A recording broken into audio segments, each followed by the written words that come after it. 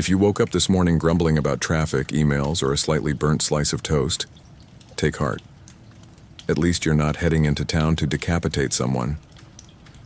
In the misty calm of a medieval morning, long before the idea of job satisfaction was a thing, the town executioner began his day. Contrary to popular belief, he didn't spring out of bed gleefully twirling an axe. No, his morning began quietly, with aching limbs and the faint smell of boiled leather from his work apron hanging in the corner. You see, in medieval Europe, let's say somewhere in the Germanic lands of the 14th century, being an executioner wasn't just another civic role. It was a title soaked in dread, wrapped in social stigma, and sprinkled with just enough job security to keep you from quitting. Because once you started swinging the sword of justice, the world rarely let you go back to being a baker. Our protagonist, let's call him Johann, because that's suitably medieval in German, was not born an executioner. No one is. He inherited the job, as many did, from his father, who had once lost a duel of honor and was given two choices: swing the sword or feel its edge. Johann's dad chose the more enduring option, and the family business was born. Johann's house sat just outside the village wall, not quite within the safety of the community, but not so far as to be considered exiled. It was the liminal space where those who did society's dirty work lived: gravediggers, lepers, and executioners. People would nod politely at him on market day, but no one would share bread or wine. Children dared each other to touch his doorstep and run. That morning, Johann washed his face in a basin of cold rainwater. He looked into the wavy reflection and sighed. Today was an event day, a beheading, right in the town square. The accused was a young man who had stolen from the wrong nobleman. Johann didn't know him, but that hardly mattered. His job wasn't to judge, only to cut. He boiled oats and ate alone. His cat, a scraggly black thing named Aldebrand, wound around his legs, purring and completely oblivious to the moral complexity of her master's profession. To her, Johann was simply the tall, sad human who remembered to feed her. Unlike people, cats didn't seem to care about job titles. Johann's hands, rough and blistered, ran along the edge of his sword. Contrary to myths, executioners didn't always use axes. Many preferred swords, easier to control, less likely to stick. He examined the blade, sharpened it with methodical strokes. A clean cut, they said, was a merciful cut. The truth? No one ever knew how much mercy was felt by a man who had seconds left to live. The road into town was quiet. Mist clung to the edges of trees like forgotten ghosts. Johann walked alone, carrying the sword in a bundle of cloth. He had tried once to carry it openly. That day, children had cried and someone threw a turnip. Since then, he kept it hidden as though wrapping it dulled its purpose. The townspeople were already gathering when he arrived. Market stalls had been pushed to the sides. Children sat on barrels. Vendors hawked pies and mead to the arriving crowd. Executions, you see, were communal events, somewhere between a warning and a carnival. People brought their children not because they were cruel, but because that's what people did. Morality was different in a time when plague, famine, and wolves were regular visitors. Johann approached the scaffold. It creaked under his boots. The mayor, a plump and nervous man, greeted him with the usual forced cheer. "Let's keep it clean today, eh, Johann?" he said, not meeting his eyes. Johann nodded. There wasn't much to say. They never wanted to know how he felt about it. He wasn't there to feel. He was there to perform. The crowd buzzed with the peculiar excitement of impending death. A drum beat slowly. The condemned man was brought forward, pale and shaking, muttering prayers. Johann recognized the look. He had seen it too many times before. Fear mixed with disbelief, like a man watching his house burn while still clutching the keys. As he took his place, Johann did what he always did. He whispered a small apology, barely audible, to the man kneeling before him, a tiny ritual of kindness never shared, never acknowledged. Then in one smooth motion he raised the blade. The cut was clean. It usually was. The crowd gave a collective gasp, followed by applause from some, silence from others. The mayor nodded approvingly. A job well done. a man removed. Justice in its most theatrical form had been served. Johann stepped off the platform, feeling the familiar dull ache settle behind his eyes. He avoided looking at the blood pooling beneath the scaffold. He knew it would be his responsibility to clean it later, not because anyone ordered him to, but because no one else would. He passed by the tavern on the way home. He would not be welcome inside. When he reached the outskirts again, Aldebrand was waiting on the fence post, tail flicking, lazily. Johann sat on the step beside her. The sword, now cleaned and wrapped, lay beside him. He ran a hand over his face and let out a long breath. One more day done. One more piece of darkness carried in silence. No songs would be sung for Johann. No statues raised. But the town would sleep safely tonight, its ugly business quietly tucked away as always. You might think that being the town executioner came with a certain amount of infamy, perhaps even fear-based respect. But you'd be mistaken. Infamy, yes. Respect? Rarely. In medieval society, an executioner was a paradox. He was indispensable. Someone had to carry out the punishment decreed by law, but also untouchable. The same hands that ensured the king's justice were considered spiritually tainted, morally unclean, and socially radioactive. Johann, our quiet executioner, felt this with every passing day. After a long morning spent in the square, Johann returned, home not to rest but to silence. Not a single knock on his door, not a neighbor bringing bread, no invitations to village feasts. His presence at a wedding would be considered a dark omen. Even the local priest only nodded to him with the hesitant diplomacy of someone trying not to curse himself. His solitude was not chosen but expected. He couldn't marry within the town. No respectable family would allow it. If he had children, they would be branded with the same stain, barred from guilds, trades, even baptism in some regions. To touch the dead, to end a life, no matter the cause, was to walk forever with the mark of impurity. And yet, the town needed him. This odd arrangement, being necessary but reviled, meant Johann existed in a peculiar social limbo. He paid no taxes, but he also couldn't own property within the town walls. He had access to meat and goods from the market at a discount, often as quiet bribes to stay away. People avoided eye contact. Mothers pulled their children aside as he passed, whispering prayers under their breath. Even in the spiritual realm, he was an outsider. Many churches considered executioners excommunicated by default. In some regions, they weren't allowed to step foot on holy ground. Burials for them were often conducted in silence, far from sanctified soil with no last rites. Johann was not particularly religious, but even he sometimes found himself staring at the chapel on the hill, wondering what it would feel like to simply enter, sit among others, and be unseen.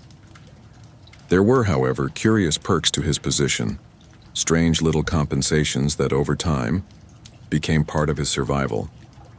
One of these was the right of le droit du bourreau, the executioner's privilege. In many regions, this granted him a portion of the possessions of the condemned: a belt, a pair of shoes, sometimes even livestock. It was a grim form of inheritance, but one that kept his larder stocked. Johann's pantry, in fact, held an unsettling collection of misfit goods: a set of silver spoons that had belonged to a fraudster, a cloak taken from a rebellious monk, boots from a horse thief. These things did not speak, but they echoed. At buzzy night, when the wind howled against the shutters and the fire burned low, Johann sometimes imagined he heard them: muffled voices, quiet regrets, the lingering weight of unlived futures. There was also the right to demand assistance. If a body needed to be carted away, if the scaffold needed repair, Johann could summon townsfolk to help. They would come reluctantly, often gagging behind cloths scented with lavender or thyme. They believed touching the tools of death brought bad luck. Some swore their cattle sickened after helping Johann. Others claimed their milk curdled. He never argued. He let them believe what they needed to. It kept them at a distance. And distance, he had learned, was its own kind of armor. Yet for all his isolation, Johann was not without relationships. strange, brittle things forged in shadows. There was Marta, the widow who lived 3 miles out near the edge of the forest. She sold herbs and poultices, and people said she talked to owls. She had once treated Johann's hand when he cut himself on a blade. She didn't flinch. She didn't pray over him. She just looked at the wound, spat into a cloth, and said, "You hold your sword like a drunk butcher." He had smiled. The first real smile in months. They met rarely, always at dusk, and never in the village. She gave him dried thyme and arnica. He brought her deer hide or salted fish. They didn't talk about the scaffold. They talked about mushrooms or the weather, or how the stars looked different in winter. It wasn't love, not quite, but it was something. And for Johann, that was enough. He also had an odd friendship with the gravedigger, an old man named Fritz, who spoke in riddles and drank vinegar like it was wine. Fritz, too, lived on the fringes. Their paths often crossed, especially on days when justice had been served in abundance. They worked in tandem. Johann ended lives, and Fritz tucked them into the earth. "Funny, isn't it?" Fritz once said, leaning on his spade. "You cut, I dig. One of us gets remembered, the other gets cursed." Johann had chuckled. "You think I'll be remembered?" Fritz snorted. "By ghosts, maybe." The truth was, Johann didn't want remembrance. He wanted rest, a warm room, a place where no one watched him like he might sprout horns. But that was not his lot. His was the life of the necessary shadow. As twilight fell, he lit a candle and sat at his rough-hewn table.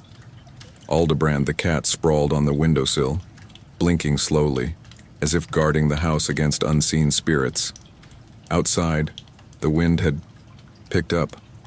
Somewhere in the distance, a wolf howled. Johann sipped from a mug of weak ale.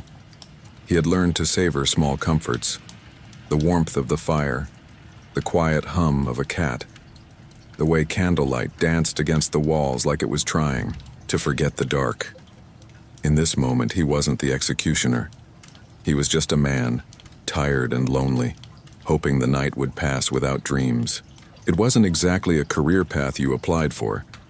No child ever dreamt of becoming an executioner, not even in their wildest mud-covered imaginings. And yet every now and then, someone would knock on Johann's door, not to curse him or run away, but to ask a very peculiar question. "Will you teach me?" This, Johann had learned, was not always madness or jest. Sometimes it was desperation, sometimes it was curiosity, and sometimes it was simply a last resort. It had been 3 winters ago when the last such knock came. The boy's name was Dieter, 17, maybe 18, tall with hands too big for his sleeves and a voice that cracked whenever he tried to sound brave. He had arrived just before dawn, shivering and holding a bundle that turned out to be everything he owned. "My father was a tanner," he said by way of introduction. "Died of rot. No trade left for me. I'm not fit for plowing. I don't read, but I'm good with tools, sharp things." He looked up. "They say you need someone for when you're done." Johann had stared at him for a long time before stepping aside. He never said yes. He never said no. He simply let the boy stay. And so began the strange, silent ritual of apprenticeship. There was no handbook, no scroll tucked in some dusty monastery, detailing how to pass on a legacy steeped in blood and fear. Johann taught by doing, and Dieter learned by watching, quietly, carefully, and with an intensity that unnerved the cat. The first rule Johann taught was never spoken aloud, but carved into the rhythm of daily life. Never grow eager. It was easy, far too easy, for young men to mistake the executioner's task for power, to imagine themselves feared and admired, cloaked in grim authority. Johann had seen it before. One had even smiled at his first beheading. That boy lasted a week. Johann made sure of it. So when Dieter asked questions, they were always met with silence until the right moment came. And when the first right moment did come, it was not in the square but in the woods. They were gathering firewood. Johann handed Dieter a blade and watched the way he tested its weight. "You're not here to enjoy this," Johann said quietly, slicing a branch. "You're not a knight. There's no honor, no glory, Only gravity and silence. Dieter nodded. He said nothing more for the rest of the day. The second rule was less poetic but equally vital. Know your angles. A poor cut was not just messy, it was cruel. There were executioners in distant cities who botched jobs, swinging wildly, hacking, instead of cleaving. One, Johann recalled, had taken 5 strokes to finish a sentence. He had been stoned to death by the crowd. So Johann taught Dieter anatomy, not from books but from practical encounters. Animal carcasses, rotten logs, the feel of bone beneath sinew. They would practice on melons, chickens, even the occasional wild boar. The goal was precision, not speed, not strength, just an understanding of the hinge points of life. The third rule, and perhaps the most sacred, never lose your humanity. This rule was never stated, but Dieter began to notice it in the smallest of things. The way Johann washed his hands after each execution, even if they never touched blood. The way he whispered something, too quiet to hear, before each act. The way he once sat in silence, for hours after executing a woman accused of witchcraft, his eyes fixed on the empty cup in front of him. Dieter never asked what he was thinking. He knew he wouldn't be told. But he began to carry the silence with him, like an extra weight in his pockets. And slowly, strangely, he began to see Johann not just as the figure from nightmares and cautionary tales, but as a man, a tired, weathered soul trying to maintain a thread of dignity in a world that only saw his function. People spoke of executioners as though they were monsters, born fully formed from some dark pit. Glaring eyes, bloodied aprons, laughter like crows. But Dieter knew now. They were made, not born. Shaped slowly by repetition, by loneliness, by the cold necessity of filling a role no one else would touch. One evening, after the fire had burned low, and Aldebrand was curled in a sleepy loop near the hearth, Dieter spoke. "Why don't you leave?" he asked. "Go to another town, change your name, start fresh." Johann didn't answer immediately. He poured 2 mugs of ale and stared into the fire. "Because the shadow follows," he said finally. "Even if you change your name, your hands remember. Your dreams remember. People, well, they can smell guilt like old smoke." "But it's not guilt," Dieter protested. "You're just doing what's needed." Johann's lips twitched, somewhere between a smile and a grimace. "Needed," he echoed. "That's what the butcher says to the lamb." There was a long pause. Outside, an owl hooted once, then again. Dieter didn't speak further that night, but the next morning he rose before dawn. He sharpened tools. He fetched water. He greeted the cat with a scratch behind the ears. He had chosen this path, not out of ambition, not out of thrill, but because someone had to, and because perhaps, just perhaps, learning from Johann meant learning not just the trade, but the burden of carrying it with grace. Despite his status as a social pariah, Johann was, oddly enough, one of the few men in town guaranteed to be paid on time. A head, after all, was worth a fee. Justice might be slow, but the coin it produced traveled swiftly, jingling in a pouch, like an ironic lullaby. Every execution brought not just silence, but silver. And silver, as it turns out, had a scent. It was in the late spring, when the air smelled of wet hay and the bees had returned to their buzzing routines, that the tax collector came knocking. His name was Lorenz, a rotund, ruddy-faced man with a mouth too small for his teeth and an odor of ink and onions. He arrived on a donkey far too dignified for its burden, with a ledger under one arm and a quill so long it looked like it might have once belonged to a very large, very angry goose. "Johann," Lorenz said, stepping down with the delicacy of a man unfamiliar with uneven earth. "Ah, dear Johann, I hope the sun finds you well." Johann, who was busy sanding the stock of a worn halberd, simply raised one brow. Lorenz cleared his throat. "I come on official business. The town council has reviewed the stipend for executions rendered. It appears there are discrepancies. Now, if there's one thing an executioner knows how to smell, aside from blood, it's fear masked as formality." Johann gestured to the bench, saying nothing. Lorenz sat. He opened the ledger with exaggerated care and began reading from it, as though the numbers might bite. Let's see. 3 hangings, 2 beheadings, 1 burning. He winced slightly at that one. And 2 lashings administered by your apprentice. Fine work, by the way. Very consistent strokes. Johann remained silent. Well, Lorenzi continued, shifting uncomfortably. The council is concerned, funds are tight, and while your service is of course valued, immensely valued, they suggest a reconsideration of payment structure, perhaps a reduction in the per-head rate. At this, Johann stood, not abruptly, not threateningly, but with the quiet finality of a millstone turning.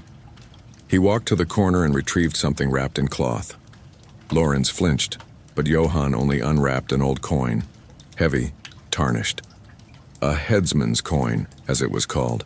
Not currency, but a token given only to those sanctioned to execute justice. It bore the town's crest on one side and a sword on the other. He placed it gently on the table between them. Do you know, Johann said slowly, what happens when I return this? Lorenz blinked. No? Johann leaned in. You'll need a new executioner. And before one is trained, crimes go unpunished. Justice delays. The mayor's enemies become bolder. The people grow restless. And eventually, someone gets hurt who matters. He paused. And not by my hand. Lorenz swallowed. His smile faltered. Of course. Let's not be hasty. There was a long silence as the bees buzzed near the window, oblivious to the delicate negotiations of blood and coin. Then, Lorenz chuckled nervously. What would I know of swords and heads? Numbers are my battlefield, Johann. Let's just say this visit was procedural. Nothing more. He packed his ledger, wiped his forehead, and made some vague promise to speak with the council. Johann offered no farewell. He simply returned to sanding. As the tacksman rode off, Dieter emerged from the side shed where he had been pretending not to eavesdrop with all the subtlety of a goat in a pantry. You threatened him, Dieter said. Impressed. No, Johann replied. I reminded him. It was true. Johann never made threats. He didn't need to. His job was the town's unspoken threat. His existence was its punctuation mark, firm, final, and placed where arguments ended. But still, Johann was not a rich man. Despite the danger and the burden, his payment remained modest. The council ensured he lived comfortably enough to survive, but never comfortably enough to thrive. A man with too much leisure might start asking questions, or worse, seeking penance. His home reflected this liminality, sturdy but spare. A few carved wooden chairs, a bed with a wool-stuffed mattress, a chest containing tools of his trade, kept meticulously oiled and clean. And curiously, a growing pile of letters he never sent. These letters were written on scraps, torn bits of parchment, the backs of old warrants. They were not addressed to anyone, not really, but they spoke of things Johann could not say aloud. Regrets, observations, strange dreams about forests with no end. Sometimes, after writing one, he would feed it to the fire. Other times he kept it as though saving pieces of himself in ink. Dieter found one once by accident. He didn't read it, but he asked, "Why write if no one sees it?" Johann thought for a moment, then replied, "To remember I still have something to say. Money could buy bread. It could keep the roof from leaking and the cat from wandering off in search of fatter mice. But it could not buy peace. And peace, for men like Johann, was a rare and precious thing. That evening, they ate soup, thin but warming. Aldebrand sat on the windowsill again, tail twitching at shadows neither man could see. Dieter asked, "Will the council ever try to replace you?" Johann stirred his spoon. "Only once." "What happened?" "They sent a man from another city, tall, confident, brought his own axe. And he fainted before the first swing." They both laughed, quiet, brief laughter. But it lingered in the room like smoke. The kind of laughter that comes not from joy, but from the relief of shared absurdity. The fire crackled, the night deepened, and the coin, the heavy, silent coin, remained on the table gleaming faintly in the firelight. For most people in the medieval world, a holiday was something between a church feast and a day without plowing. But for Johann, a holiday had a more peculiar definition: a full week without anyone scheduled to die. These were rare, not because the town was especially wicked, though theft, heresy, and occasional goat-related disputes certainly kept the courts busy, but because the wheels of justice turned slowly. There were lulls, periods when even the most vindictive barons had nothing to prosecute, and the dungeons were suspiciously quiet. And during such times, Johann found himself in unfamiliar territory: leisure. It was during one such week in late summer, with the sun high and the barley fields glowing gold, that Johann experienced what he privately called the hangman's holiday. Dieter was skeptical at first. "No one needs you?" he asked, eyeing Johann like one might a sleeping bear. Johann shrugged. "The scaffold is clean, the blade is sharp. The world, briefly, is less bloody."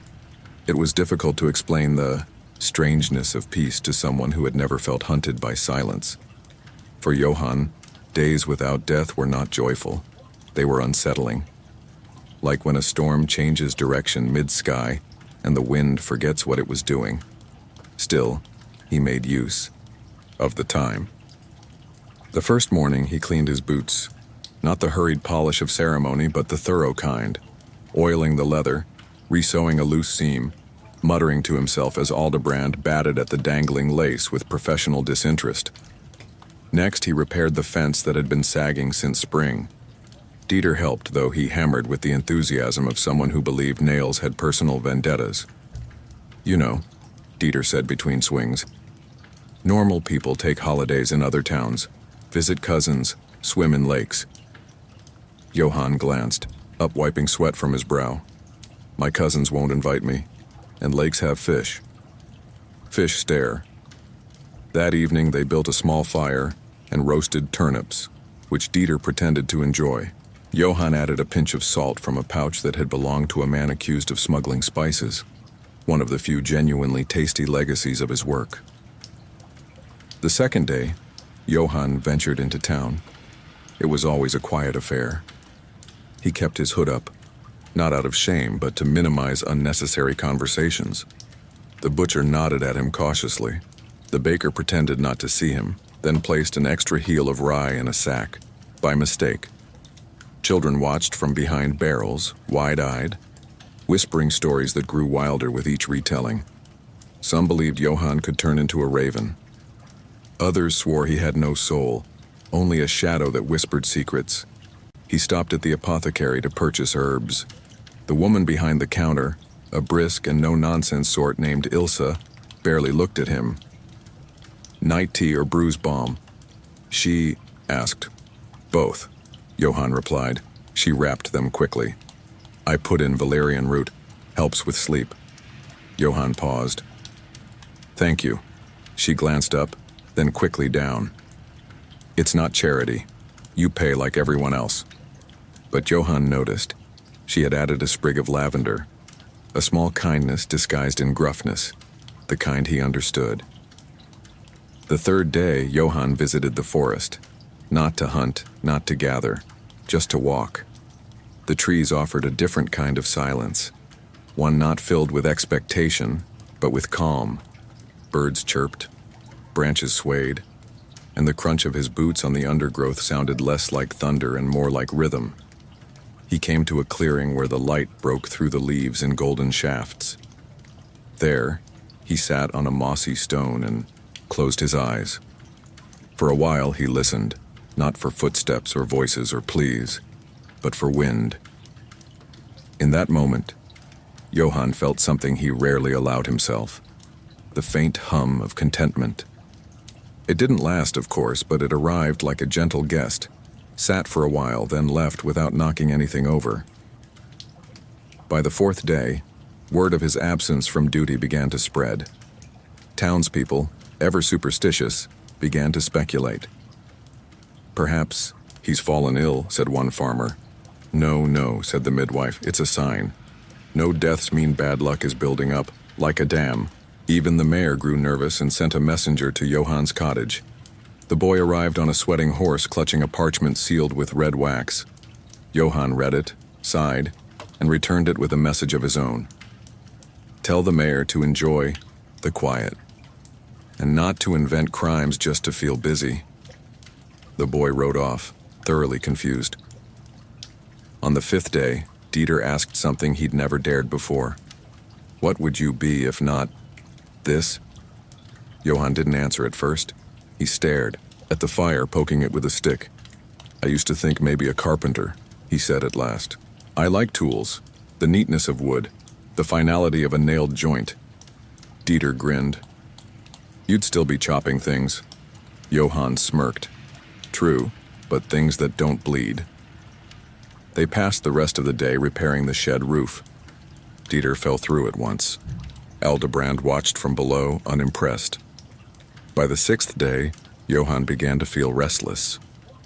Not from boredom, but from the creeping sense that peace in his world was borrowed. Someone somewhere was about to do something regrettable. And soon, the quiet would end. The final day of the holiday, Johann stayed in. He oiled the tools, wrote a letter he would not send, and just before dusk, sat outside to watch the sunset behind the hills. It was a rare sight, color bleeding slowly into dark. No drum beats, no cries, just wind in the grass and the creak of old wood. Dieter joined him, holding 2 mugs of weak cider. They drank without speaking. Think there'll be more weeks like this? The apprentice asked. Johann looked at the fading light. No, he said. But that's why we remember them. The tools lived in a chest beneath Johann's bed, not because he was hiding them, but because there was simply nowhere else to put them. No display case, no wall of pride. Just a heavy wooden box, iron-bound and weathered by years of use. It had once belonged to a carpenter, ironically. The grooves still bore the marks of chisels and splinters long gone. It was Dieter, of course, who first asked about it. On a rainy morning when the air smelled of wet straw and the fire wouldn't quite catch, the boy pointed to the chest and said, "What's inside?" Johann glanced up. Ghosts. Dieter hesitated, then grinned. Real ones? No. But the kind you carry. With that, Johann rose and pulled the chest into the center of the room. Aldebrand immediately leapt on top of it, which delayed the proceedings by 5 full minutes as Johann gently nudged her off and Dieter pretended not to laugh. The lock clicked open with the soft finality of an old habit, and there it was, the silent armory of a man whose trade was shadows.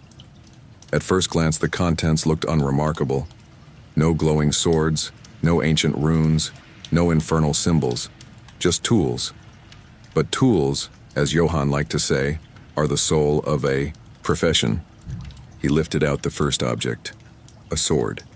It was long, single-edged and plain, the kind used not in battle but for ceremony, or its darker cousin, execution.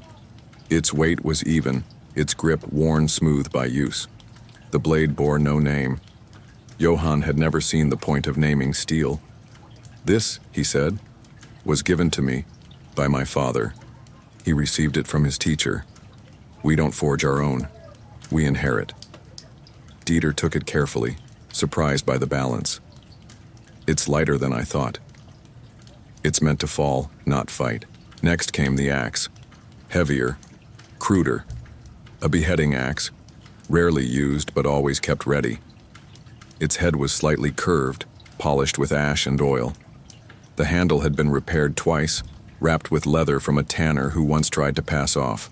Goat hide as cow. A poetic justice if one believed in such things. I used this only once, Johann said. It's more difficult, less forgiving. What happened? Too much bone, not enough neck. Dieter blanched. Johann didn't apologize. Some things were best left blunt. Then came the rope, not just any rope, a hanging rope. Braided with care, tested for weight, stretched for reliability. It had once been hemp, but Johann now used a softer blend of flax and horsehair. More humane, he said. Less tearing, less screaming. The loop at the end was practiced, familiar. Dieter stared at it a long time. How do you know the length? There's a chart, Johann replied. Weight, height, bone density. But mostly, you learn by doing. He set the rope aside and removed a small pouch of tools.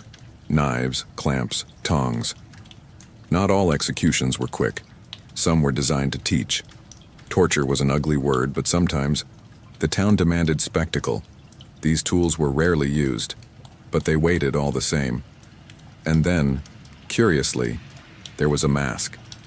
Plain, black leather, with no mouth and narrow slits for eyes. Why this? Dieter asked, lifting it with 2 fingers. Johann shrugged. Some prefer mystery. The condemned like to believe it's not a man behind the blade, just fate. Do you wear it? No. If I kill, I want them to see my face. So they know it's real. That answer lingered longer than expected. At the bottom of the chest, wrapped in soft cloth, was a book. Dieter leaned closer. Is that a Bible? No. It's a ledger. Johann opened it to reveal rows upon rows of names, dates, crimes, sentences. Some pages were stained, others carefully inked. A few had notes in the margins, small observations, private judgments. He ran a finger down one column. This man stole bread during a famine. I tried to speak on his behalf. The mayor wanted to set an example. Another. This woman confessed to heresy. She believed the moon had thoughts. They called it madness. I called it loneliness. Dieter watched him, eyes wide. You remember them all? Not all, Johann admitted, but many. Enough to carry. He closed the book and returned it to its place. Silence fell, broken only by the pop of the fire and the distant drip of rain. Dieter looked down at the tools. Do they ever feel heavy, even when you're not holding them? Johann nodded. Every day. And yet, he oiled them, maintained them, honored them in his own way. Not because he loved the work, but because it deserved to be done with. Here, justice, even flawed, required precision. He replaced each item gently. The sword, the axe, the rope, the mask, the book. Then he closed the chest, locked it, and slid it back beneath the bed. Aldebrand hopped down, sniffed the corner, and curled up beside it. Dieter sat in silence for a long time. Then he said, You ever think of burying it? Johann smiled faintly. I do, but I know the ground would return it. Johann had grown used to being watched, not with admiration, not with awe, but with that curious blend of fear and fascination that people usually reserved for storms, fires, and wild dogs. He was, to most, less of a man and more of a punctuation, mark, an exclamation point at the end of someone else's mistake. And yet every time the scaffold was raised and the town bell tolled, they came. From nearby farms, cottages, the outskirts of muddy roads, they came in droves. Children on shoulders, old women clutching rosaries, bread sellers hoping to make a quick coin on grief. Dieter noticed it first. Why do they come? He asked. One morning as they prepared the square, the scaffold was already standing, its beams pale against the summer sun. Johann tightened the knot on a length of rope. They come, he said, because it's not them. There was truth in that, but there was more. In the medieval world, entertainment was rare. Festivals were seasonal. Music, unless you lived near a noble house or an unusually generous monastery, was sparse. Books were expensive, and stories were, passed mouth to mouth like gossip dipped in honey. But a public execution, now that was an event. And not just for spectacle. It was considered necessary. The church, the crown, and the local mayor all agreed. Public punishment taught obedience. It was moral theater, a chance to remind the peasants that their lives were fragile and closely observed. Some came out of duty, to pray for the soul of the condemned. Others came out of curiosity, or morbid excitement. There were those who brought food, those who brought children, and those who brought flasks to steel themselves against what they were about to see. And then there were those who came every single time. One such regular was a man named Wolfhart, a tanner with a limp and a laugh like a stuck bellows. He had an odd fascination with the process, often offering unsolicited commentary. He walked straighter than the last one, Wolfhart once remarked after a hanging. Must have had stronger knees. Johann ignored him, but Dieter stared. He watches like he's reviewing a play, the boy whispered. He is, Johann replied. To him, this is theater, and I am the actor who never bows. Among the crowd were also those who came for justice, true justice, the victims' families. They stood close, faces tight with grief, sometimes anger, rarely relief. They watched the moment as if hoping for some grand closure, a release of sorrow into justice. But it rarely came. Johann knew. He had seen it too often.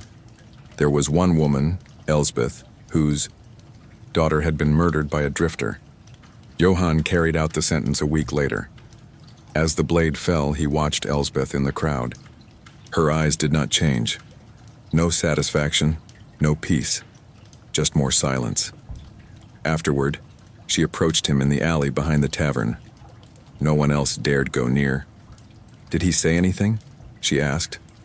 Johann nodded. He said her name. Elsbeth swallowed, then nodded once. Thank you. That was all. She never attended another execution, but not everyone was so restrained. There were hecklers, drunken cobblers, angry millers, gossiping maids who hurled curses at the condemned, spitting from behind barrels like venomous toads. Johann ignored them. He had learned long ago that a crowd was never a single beast, but many small ones huddled together for warmth and fear. Dieter once asked if it ever got easier, standing there above so many faces. No, Johann replied. But you learn to stop looking at them. Still, the faces were always there. There was the young boy with a wooden sword swinging it as the blade fell, mimicking death like a game. There was the beggar woman who always cried, no matter who was being punished. There was the blacksmith's apprentice who brought salted nuts and sold them like theater snacks, making coin off sorrow. And there was the friar, Father Anselm, who stood with a book in one hand and a trembling cross in the other, whispering prayers too soft to hear. One winter, the crowd didn't come. A snowstorm had covered the roads, and the town square stood empty save for Johann Dieter the mayor and the condemned, a boy barely older than Dieter himself, shaking from cold more than fear. The execution was silent. No gasps, no cheers. Just the sound of wind and the thud of a body falling into snow. That night Johann drank. Not to forget, but because the silence had become unbearable. The noise helps, he said aloud, though no one was listening. It fills the cracks. On feast days, the crowds grew festive. There was a kind of contradiction in it, bright colors, music in the distance, and a man set to die. Johann found these the most surreal. People would laugh, flirt, eat apples while waiting for the sentence. Justice with a side of pastries, Dieter muttered once, biting into a stolen tart. And yet, they came. Always. They came when it rained, when it snowed, when it stank of rotting hay and regret. Some cried, some cheered, some covered their children's eyes while others hoisted them higher, but none of them ever stayed after. As soon as it was done, the square emptied like a broken cup. No one helped clean. No one asked if Johann was all right. They dispersed back to fields, to meals, to jokes and laundry, leaving only the blood and the scaffold behind. That was the true performance, not the act of death, but the forgetting that followed. As Johann stood one day watching the last of a departing crowd, Dieter approached him and said, "Do you think they'll remember any of this?" Johann looked down at the damp boards beneath his boots. "No," he said, "but they'll remember the shiver, the pause before sleep, the silence after laughter, and in some small, quiet way that was enough." There were many ways to die in medieval Europe, but few were feared more deeply or discussed more quietly than the fire. Burning was not just a punishment. It was a declaration. It said, "This person is beyond redemption." It said, "Their thoughts, their soul, their body must all be undone." Johann had always hated the fire, not because it was harder or more complicated. In fact, it was the opposite. Once the wood was set and the match struck, the rest took care of itself. But it was precisely that distance, the mechanical cruelty of it, that troubled him most. It required less of his hand and more of his silence. And silence in this job could be the heaviest thing to carry. The town rarely called for such executions. Most crimes, however grim, could be met with a blade or a rope. Fire was reserved for heretics, witches, and the unlucky souls who ran afoul of both the church and the court. On the morning the order came, Johann found the parchment tucked under his door. The seal was broken, as if even the messenger couldn't bear to deliver it properly. The accused was a woman named Beata, a midwife, a widow, a quiet figure in the town for over a decade. She had once mended Johann's shoulder when he fell from a scaffold. He remembered her gentle hands and the way she smelled faintly of mint and ash. The charge was witchcraft. Dieter read the notice aloud. They say she knew the weather, that she could stop nosebleeds with a whisper, that her cat— He paused, glancing at Aldebrand, spoke to her. Johann said nothing. He walked to the hearth and stirred the coals, though there was no fire. "You knew her," Dieter said. "I knew her hands," Johann replied, "not her mind." There were no trials for such things, only confessions, extracted in the night, with twisted logic and bruised wrists. Beata had apparently confessed to dreams of flying, to talking with spirits, to healing without herbs. That was enough. The mayor came to speak to Johann in person that afternoon. A rare honor, if one could call it that. "I know this is unpleasant," the mayor said, wringing his soft hands like dough. Johann didn't reply. "But the people are restless. The priest says signs are multiplying. Rotten eggs, red moons. A goat was born with 2 heads, you understand?" Johann did not understand, but he nodded, because it was easier than asking questions. Preparations began the next day. The pyre was built in the town square, as was custom. Dry wood, tightly packed, bundles of kindling, a single post. Johann selected it himself, straight, uncracked, roughly hewn. He hammered it into place with careful hands, not out of ceremony, but precision. Dieter worked beside him, quieter than usual. "She never hurt anyone," the boy muttered. "That doesn't matter," Johann said. "She frightened them." He didn't say it cruelly, just plainly. Fear was more dangerous than any spell. It turned neighbors into accusers, and kindness into suspicion. On the morning of the execution, the crowd gathered early. There was a tension in the air, thicker than usual. No laughter, no children sitting on barrels, just tight-lipped silence and eyes that refused to meet. Beata was brought out at midday. She was barefoot. Her dress, once dark green, had been stripped of color by time and washing. Her hands were tied, but her head was held high. Her hair, gray and tangled, blew gently in the wind. Johann met her eyes. There was no fear in them. "I thought it would be you," she said softly. He nodded. "You don't have to speak," she added. "But if you must, say something kind." Johann didn't trust himself to reply. The priest spoke. Long, winding phrases about sin and the soul, about fire as a cleanser, about heaven as a reward for the repentant. Beata said nothing. She simply stood, surrounded by wood, as though it were just another herb-gathering morning in the forest. When the time came, Johann stepped forward. He did not light the fire. That task belonged to the town's bailiff. But he stood beside the post as the flames were brought. He whispered so quietly that only the wind might hear. "Forgive me." The fire took quickly, too quickly. There were screams, there always were, but not from Beata. Her voice never rose above a murmur, not until the very end when she sang. A lullaby, strange and old, about a bird that forgot how to land. Dieter wept. The crowd turned away. When it was done, Johann helped scatter the ashes.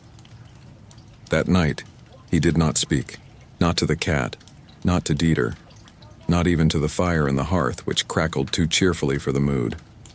Instead, he sat at his table and opened the ledger. He found her name, wrote the date, the crime, and in the margin, a single line. She knew the weather. Then he closed the book. It was mid-autumn when the letter arrived, sealed not with red wax or a threat, but with gold foil and a sprig of dried rosemary. An invitation.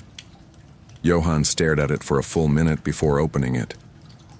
Dieter leaned in, balancing a slice of bread on his knee like it was a rare artifact. To the honored hands of justice, Johann read aloud, his tone dry as dust. You are warmly invited to attend the festival of St. Martin in the town square, under the grace and goodwill of the mayor and council. Dieter blinked. They mean you? Johann held the letter up to the light. Unless there's another executioner hiding in my chimney, yes. It was unexpected, to say the least. St. Martin's Day was a harvest celebration, equal parts Thanksgiving, and excuse for mild drunkenness. There were parades, roasted goose, terrible music played on enthusiastic bagpipes, and enough bread to put a miller into retirement. For years, Johann had watched it from the edge of the forest or through a shuttered window, a silent observer of joy he was never invited to share. This time, it was different. They must be trying to appear generous, Johann muttered, setting the letter down. Or guilty.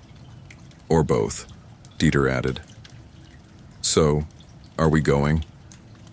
Johann didn't answer immediately. He considered his reputation, his solitude, the way people flinched when his shadow passed. Then he looked at Dieter, whose eyes were filled with something Johann rarely saw in the boy: anticipation. Yes, he said at last. We'll go. But no dancing. Agreed, Dieter grinned. You'd scare the geese. They prepared, with care. Johann donned his best tunic, a dark green one that didn't quite hide the scars on his forearms, but at least looked less funereal than his usual black. Dieter wore a coat that had once belonged to a merchant's son, acquired through an unfortunate barter involving a broken wagon axle and mild extortion. Even Aldebrand seemed curious. Pacing the threshold as they stepped out, the town square had been transformed. Colorful banners flapped in the breeze, each stitched with suns, stalks of wheat, or smiling saints who looked suspiciously like the mayor. Children ran laughing between barrels of cider. A pig turned lazily on a spit. Musicians played something halfway between a hymn and a drinking song, and most remarkably, no one shouted when Johann appeared. A few heads turned, a few conversations slowed. But no one ran, no one pointed. A few even nodded politely, awkward, yes, but undeniably present. Dieter whispered, They're treating you like a guest. Johann scanned the crowd. That's what worries me. Still, they wandered. They tried the roasted apples, the candied nuts, the mead that tasted like fermented bees and gave Johann an instant headache. Dieter entered a sack race and fell flat on his face. Johann did not laugh, not loudly. They stopped at a booth where an old woman was selling wooden figurines, saints, soldiers, even a few dragons. Dieter picked up one shaped like a knight. You have an executioner? He asked, half joking. The woman looked at Johann, then at the boy. She reached beneath the stall and produced a small carving, rough but clearly modeled after a hooded figure with a sword across its lap. Not many buy it, she said, brushing dust off the base. But I always make one. Johann held the figure in his palm. It was lighter than he expected, somehow gentle. He paid double the price. The mayor appeared later, flushed and beaming with pride. He clasped Johann's hand with both of his as if trying to wring forgiveness out of his sleeve. Marvelous turnout, wouldn't you say? He chirped. A fine town. And justice, your justice, keeps it safe. Johann said nothing. He simply nodded, letting the man bask in his self-congratulation like a cat in a sunny window. The music grew louder as dusk approached. Torches were lit. Dancers twirled. A circle formed in the square for the final procession. Villagers holding lanterns shaped like stars, walking to the rhythm of a slow drum. To Johann's surprise, someone handed him a lantern. He stared at it, confused.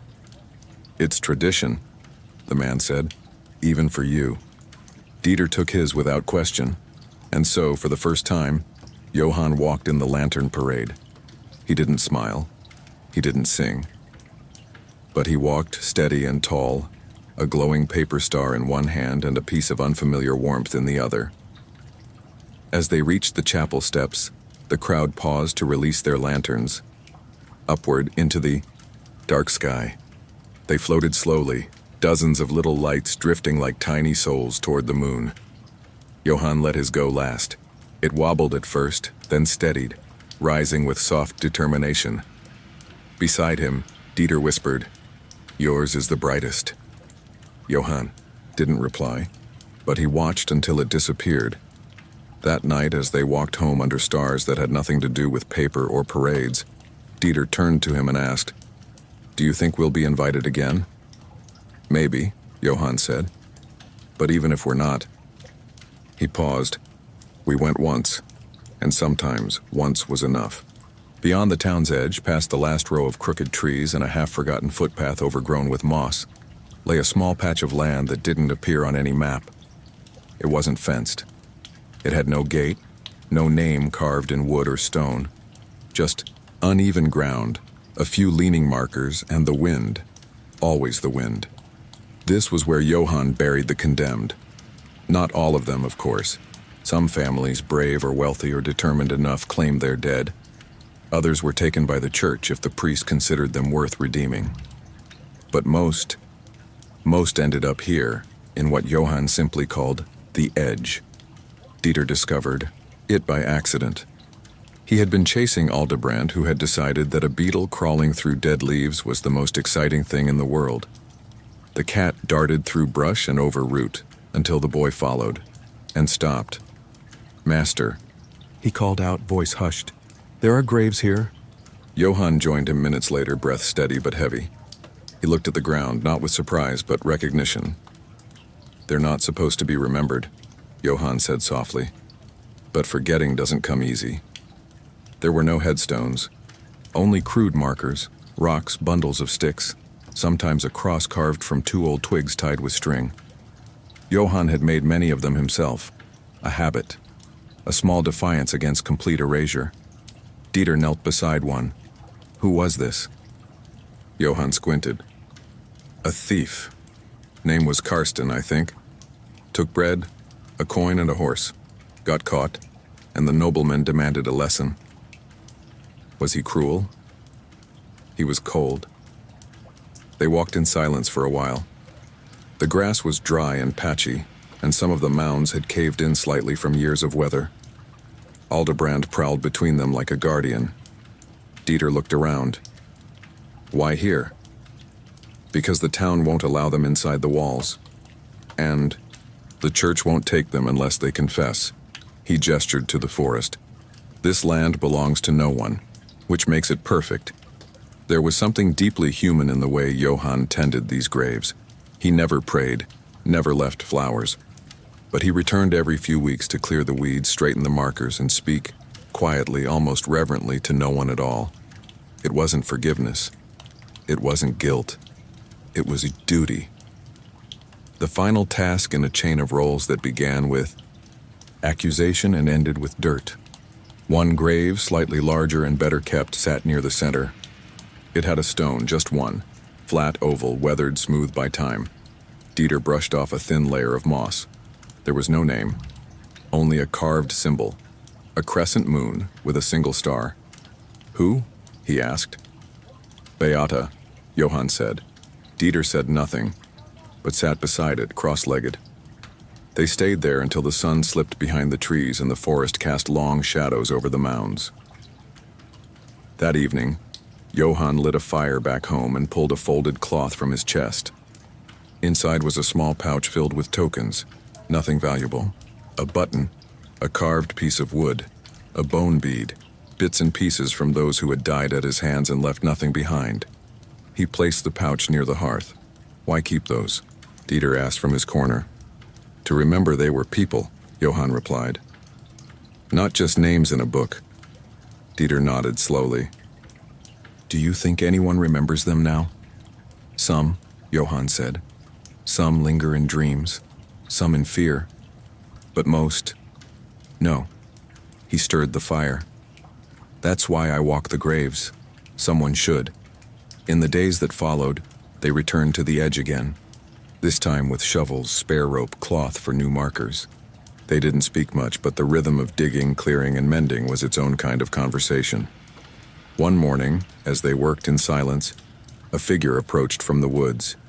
An old man, bent and weathered, carrying a walking stick carved, with symbols Dieter didn't recognize. He stopped at the edge of the graveyard and removed his hat. "This where you put them?" he asked Johann. "Yes." The man nodded. "Good. Better than nothing."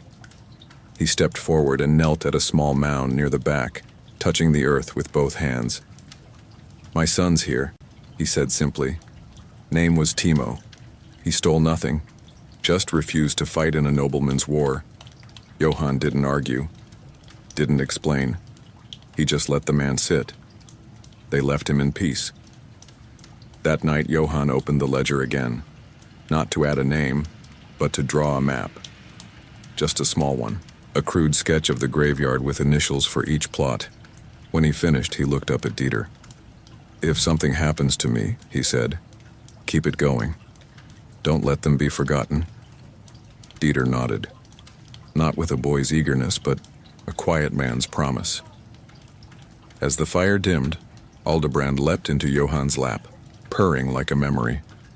Outside, beyond the window and beyond the walls, the wind brushed gently over the edge, over the resting place of the condemned, where silence spoke louder than bells and every forgotten name still whispered in the grass.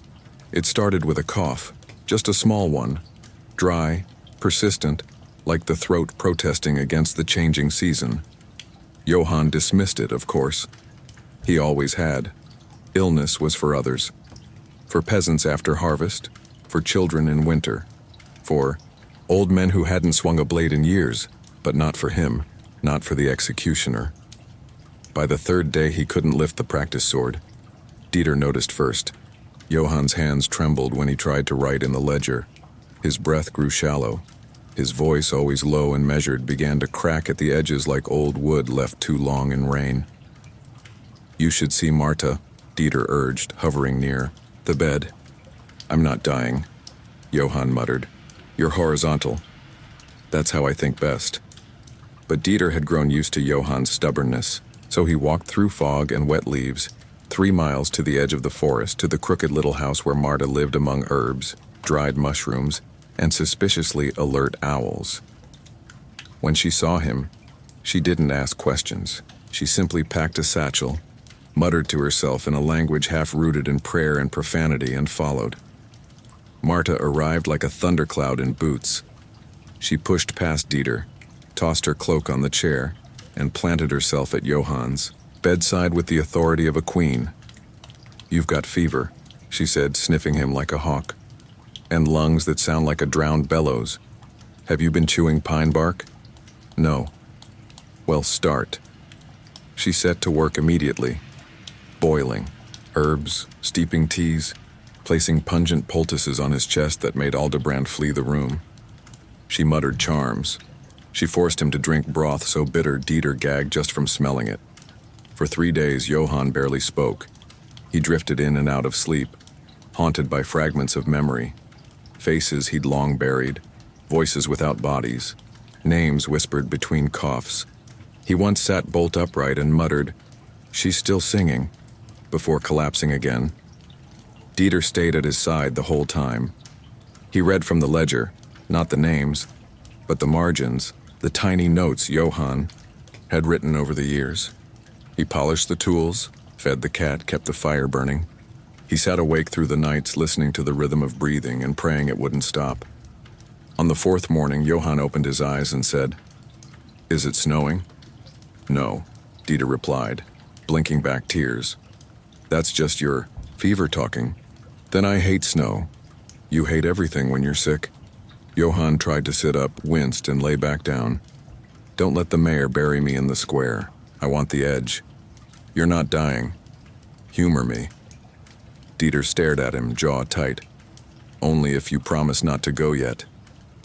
Johann didn't reply, but his hand reached out, barely, and gripped Dieter's wrist.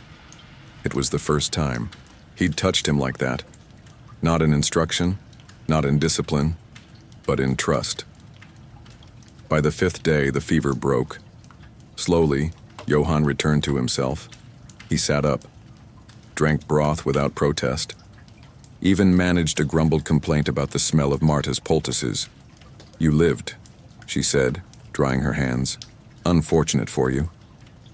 Fortunate for the cat. She was ready to claim your pillow. That evening, Marta left with a basket of eggs and a small bottle of cider as thanks. Before she went, she pulled Dieter aside. He'll recover, she said, but slowly. Don't let him pretend otherwise. Dieter nodded. I won't. And he didn't. In the weeks that followed, he took over Johann's chores, chopping, wood, tending tools, even organizing the ledgers. He read aloud in the evenings, mostly travel tales and sermons with the boring bits removed. One night, Johann spoke without looking up. You were afraid. Yes, Dieter replied. I was too. They didn't say more, but from that day on, something shifted. Their silences grew warmer. Their laughter returned, thin at first, then stronger. Even Aldebrand stopped hiding. Eventually, Johann stood, again, leaned on a cane, walked slowly around the yard, glared at the sky like it had personally wronged him. But he moved, he breathed, and life, quiet, uneven, steady, continued. One morning, as they sat by the fire, Dieter asked, Were you ever scared of dying? Johann considered the question, then said, Only once. When? When I realized no one else would remember how to sharpen the rope hook. Dieter laughed. Johann didn't. You're serious? Yes, but also, yes, I'm afraid. Not of what comes after, just of what's left undone. Dieter nodded. I'll remember. I'll finish what you don't. Johann looked at him. Not as a boy, not as an apprentice, but as someone ready to carry weight. Good, he said. Then maybe I can rest when the time comes. But not yet. That evening, Johann picked up a quill and wrote one line at the top of a fresh page in the ledger. If I sleep too long, remind me who I was. It was a cold morning when the sentence was announced. One of those brittle gray dawns where the frost clung to windows like bad news looking for a way in. Johann was sharpening a chisel when Dieter rushed into the room, breathless, cheeks red, from the run. They've done it, he said, holding a crumpled sheet of parchment. They've condemned Ludwig. Johann paused. Ludwig the miller? Yes. Theft, they say. But... Dieter trailed off, eyes unsure. Johann took the parchment. Read it again. Ludwig, a miller in his 50s, known for singing badly, giving children small cakes, and fixing the church roof after storms. He was neither a nobleman nor a fool, just a man who had lived quietly, made flour, and rarely raised his voice above a hymn. The charge was theft from the mayor's granary, the punishment, death. Johann looked at Dieter. There's more to this, he said. There always was. The mayor had recently acquired a second plot of farmland, coincidentally adjacent to Ludwig's. There had been talk of debts, of late tithes, of whispered feuds over water rights and grain shipments. But nothing official, nothing proven, until now. The town murmured long before the scaffold rose. At the market, voices dropped to a hush when Johann passed. Not out of fear, but something stranger, expectation. People eyed him not as a figure of death, but as a man about to choose sides. He won't do it, said one. He always does, said another. By the time the day of execution approached, the murmurs had grown into protest. Not loud, not defiant, just present. People lingered longer near the square. Some placed bundles of grain on Ludwig's doorstep. A candle burned outside the chapel with no name written beside it. Dieter couldn't sleep. He walked the floor at night, stopping at the window every few minutes to stare at the town as if waiting for it to wake up and stop this madness. "They know it's wrong," he whispered. "Why doesn't anyone speak?" "Because the gallows is faster than justice," Johann replied. Still, the execution had been ordered.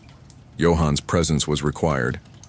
He stood before the mayor 2 days before, in a private meeting behind shuttered windows. "Why him?" Johann asked. The mayor, always composed, wore the face of a man hiding a cough of conscience. He broke the law. He fed orphans. He stole grain for people who were starving. The mayor folded his hands. "That's not the point. Order must be kept." Johann looked at him long and slow. "Order isn't law. Order is trust." The mayor didn't respond. The morning of the execution arrived with fog. Dieter helped Johann prepare, moving slower than usual. His hands trembled when he passed the rope. His face held the look of a boy about to watch a friend be buried alive. The square was full, but silent. No vendors, no musicians. Just townsfolk, bundled in cloaks, faces unreadable. Ludwig stood calm. At the center, hands bound, chin lifted, not in pride but clarity. His eyes found Johann's. He did not plead. Johann stepped forward. He unrolled the parchment, read the sentence, then paused. The air thickened. Dieter's breath caught. Johann lowered the scroll. He turned to the mayor, who stood on the edge of the scaffold like a man waiting for the tide to carry his guilt away.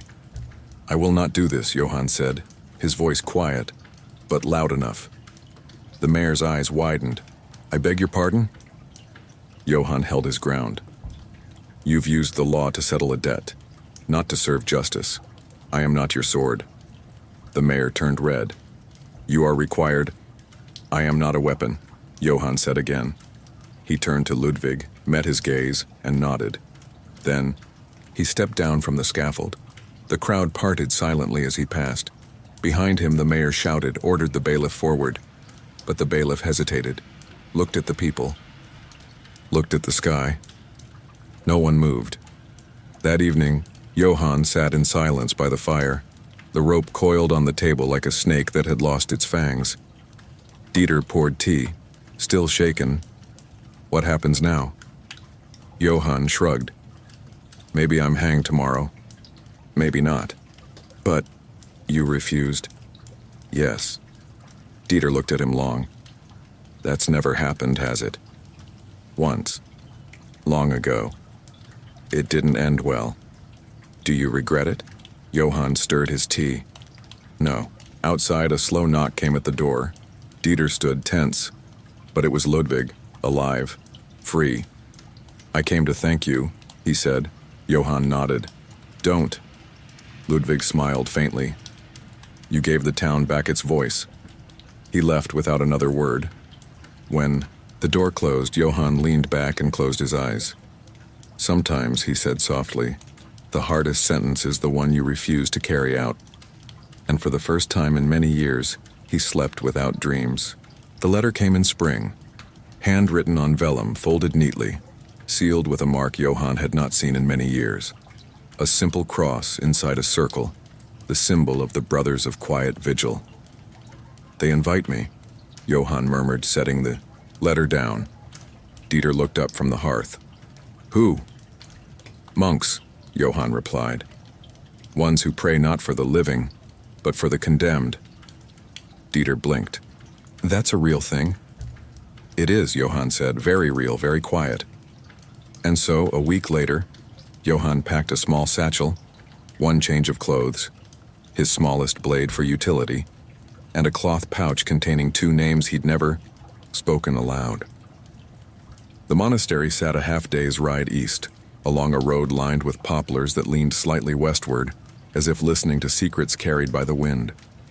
It was neither grand nor hidden, just a collection of gray stone buildings atop a low hill, overlooking a stream that babbled like a contented fool. Dieter insisted on accompanying him, though he stayed in the stable once they arrived. 2 Much quiet makes me nervous, he said, feeding oats to a horse that looked older than most trees. Johann approached the iron-bound gate alone. A bell rope hung beside it. He rang it once. Minutes passed before a figure appeared, tall, lean, robed in the pale brown of monastic simplicity. His face was sunken but kind, his hands folded in greeting. "Brother Oral," the man said, bowing slightly. "Johann," came the reply. There were no questions, no hesitations. The gates opened. Inside, the monastery was a world removed. No market noise, no shouting children, no whispers of gossip, just wind, stone, and bird song. The air smelled of herbs and parchment, and something older, like old prayers soaked into wood. They did not ask why Johann had come. They already knew. The Brothers of Quiet Vigil were a rare order. They did not preach. They did not write treatises or seek converts. Their sole purpose was to pray for the dead, particularly those who had died in violence without rites, without absolution, especially those who had died by law. Johann was led to the chapel, a circular room candle-lit, its floor tiled in concentric rings. Each tile bore a single name, no last names, just names, carved and inked and polished over decades. "This is their grave," Brother Oral said softly. "Not of body, but of memory." Johann knelt. He did not cry, but his hands clenched, then relaxed, and he stayed there for a long time. Later, he was shown the library. Not books of theology, but scrolls, confessions, accounts, final words scribbled on parchment and stored in silence. Some were written by monks who witnessed executions. Others were dictated by the condemned before death. A few were anonymous, scrawled in desperate ink. Johann opened one at random. "I did not take the bread, but I am too tired to keep saying it." He read another. "Please tell my daughter I never meant to leave," and another. "I forgive them, I hope they forgive me, even if no one remembers my name." The words were soft, gentle, and heavy. Brother Oral brought him a cup of warm milk and a piece of oat bread. "You've carried weight," he said simply. "I chose to," Johann replied. "Even choice leaves bruises." They walked the garden, paths in silence. Johann noticed something odd. In a courtyard wall embedded among the stones were tools. A broken axe head, a bent knife, a coil of rope, rusted and half-buried. "They retire them here," the monk explained. "When the work ends." Johann touched the rope. "Not many bring theirs," he said. "Few live long enough." That evening, Johann sat alone in a cloister, watching the moon rise through a small arched window. It reminded him of Beata's grave, of Ludwig's gaze, of Karsten's marker in the edge of the forest. He pulled a scrap of parchment from his satchel and wrote a single sentence. "Forgiveness is not a gift we are given. It is a garden we choose to water." He left it in the chapel, folded beneath a candle. At dawn, he returned to the gate. Brother Oral bowed once more. "Will you return?" he asked. Johann shook his head. "No, but I will remember." And he did. All the way home, as the trees passed like solemn witnesses, and the wind carried no judgment. That night, Dieter made tea. "You smell like stone," he said, half joking. "I'm stone," Johann replied, "but even stones need rest." He opened the ledger, added no names, just a note. I was reminded that not all silence is guilt. It wasn't often that Johann spoke of his childhood, not because it was filled with horror, though there were shadows, yes, but because it belonged to a different man, a version of himself carved by time, dulled by repetition, and left behind, like a forgotten boot at the edge of the road. But one evening, when the rain came softly and the tea was warm, Dieter asked, "What were you like before?" Johann didn't answer immediately. He stared into the fire, its flickers painting soft gold across his face, and then he said, "Small." Dieter chuckled. "That's not what I meant." Johann didn't smile. Not quite. But his voice grew lighter. "I was born in a village called Mühlenhollow," he said. "Not far from here, but far enough that no one remembers it now. My mother made candles. My father, well, you know, the same as you. Yes. Though, he never called himself that. He said he was in the service of order. A fancy name for a man with a sword and no friends. They lived at the edge of the village, where the trees bent toward the stream, and the moss grew thick on stone. Johann remembered the way the morning light filtered through the leaves, the smell of wax and soot, the creak of the sharpening wheel. He also remembered the silences, the long pauses at market, the way neighbors avoided their eyes, the way other children stared, sometimes with fear, sometimes with that strange admiration reserved for monsters and saints. I once tried to play with the baker's sons, Johann said. They were stacking stones. I brought them a bird's nest I'd found. And they ran. Told their mother I was trying to curse them. Dieter's face darkened. Johann shrugged. It was just a nest. But your father, he taught me things no child should learn early. How to balance a blade, how to read faces, how to hear a lie through a confession. And your mother? She sang, Johann said more softly now. Not well, but gently. She never asked questions, just lit candles and whispered prayers for people who would never pray for her. He paused. One winter, a man was sentenced for stealing a sheep. I remember standing behind my father, watching the crowd, watching the man kneel. He was crying. How old were you? 8. Dieter didn't speak. I didn't understand, Johann continued. Not yet. But something inside me cracked. Not from fear, not even pity. From the sound. That moment when the crowd gasps, not because someone died, but because justice did what it promised. He looked at Dieter. It's not the act that breaks you, it's the echo.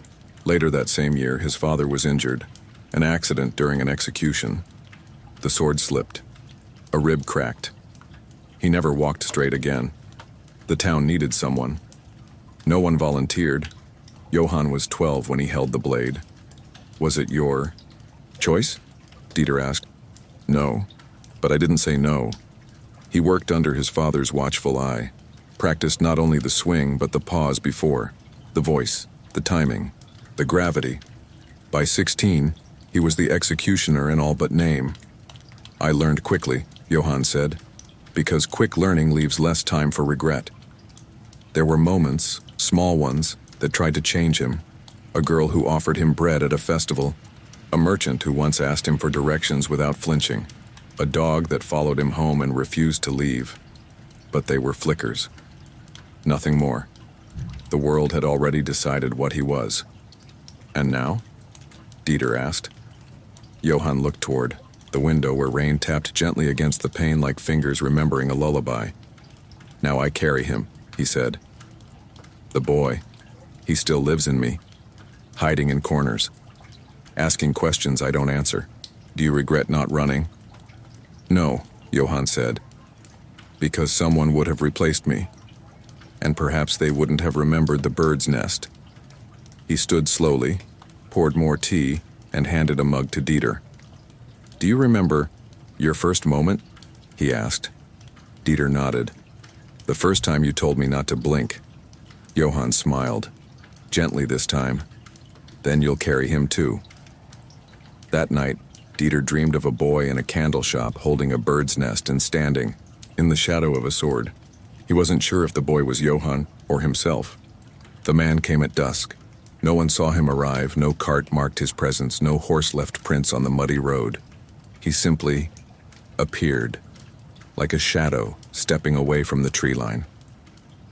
Johann was in the yard, chopping kindling, when he noticed the figure, cloaked in deep gray with a wide-brimmed hat and a long coat that shimmered faintly in the last light.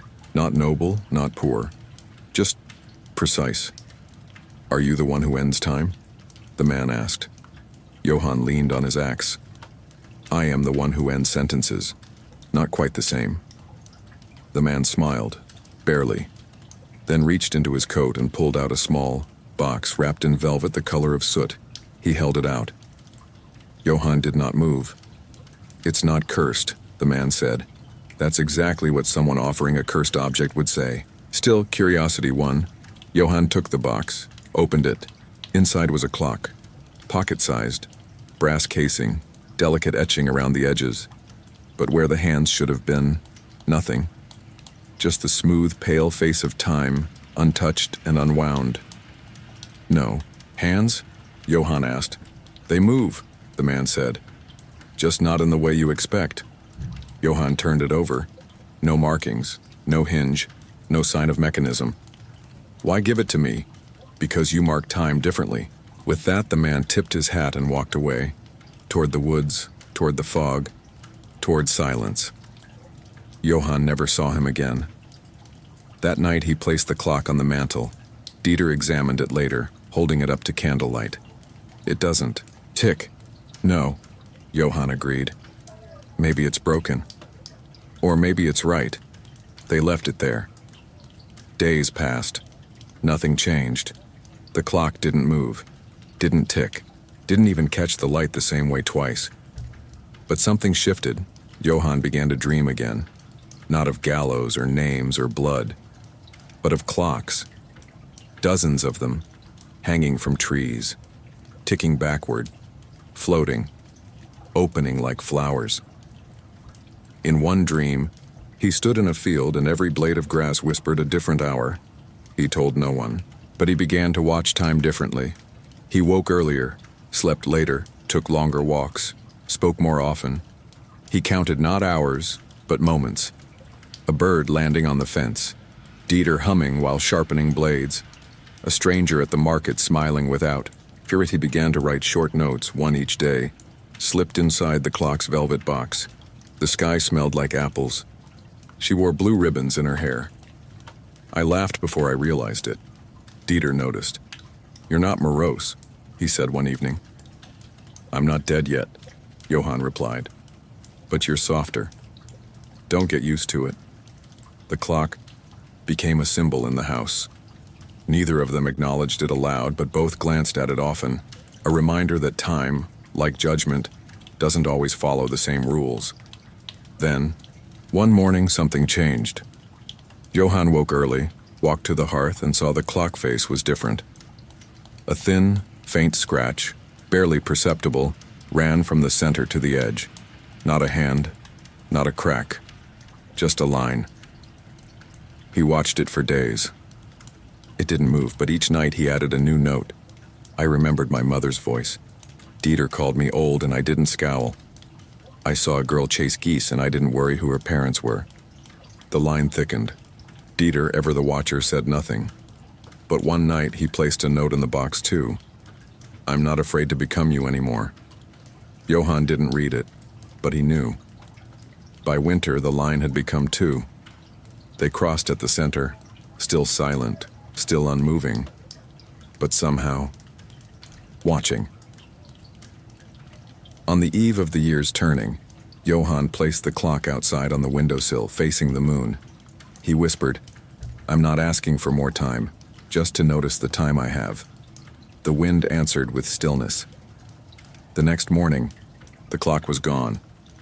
No tracks, no signs, just a space on the sill and a faint impression in the frost like a curled feather. Johann didn't search. He simply nodded. Time, after all, had never truly belonged to him. Only the pauses, only the quiet, only the endings that made beginnings possible. And somewhere, in the deep curve of silence before sunrise, he whispered, Thank you. It began, oddly enough, with an envelope that smelled faintly of cinnamon. Dieter found it wedged beneath the door on a crisp morning just after dawn. The parchment was thick, folded carefully, and sealed with a pressed flower instead of wax, a whey, blue cornflower, delicate as breath. He turned it over in his hands. This doesn't feel like a summons. Johann, stirring porridge on the stove, glanced sideways. Perhaps someone's been sentenced to a cake. Dieter opened it slowly, reading aloud. To Master Johann of the Outer Road, and his apprentice, Dieter, you are warmly invited to the marriage of Elsa the Weaver and Thomas the Potter, to be held in the town chapel 3 Sundays hence. Your presence would bring blessing and surprise. There was no mention of roles, no hint of ceremony, duty, or blade. Just Presents. Johann read the invitation again that evening, turning it over in his calloused fingers. I've never been invited to a wedding, he said, not quite with bitterness, just quiet amazement. Then we go, Dieter said. Do we? Johann asked. What if it spoils it? Dieter tilted his head. Maybe it completes it. For the next few weeks they prepared, not in the way one might prepare for a feast, but in the awkward way two men who had never truly been guests must prepare. Johann found his best coat. It smelled of cedar and regret. Dieter borrowed boots. That didn't squeak. Even Aldebrand was brushed, though she would not be attending. They brought a gift, a carved wooden box, inlaid with the symbol of two hands touching, Johann's work.